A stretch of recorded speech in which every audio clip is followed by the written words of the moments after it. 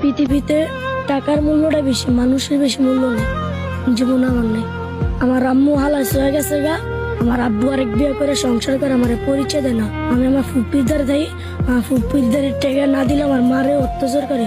ওইবার গেছিলাম বাসা, আমার লগে যা ছিল সব রেখা দিছে টাকা পয়সা। ওদিন কালার থেকে আজ যাই না। মা কোথায় গিয়েছে? জানি না, সবাই কয় বিদেশ। মা না থাকার অভাবটা কি বোঝো তুমি?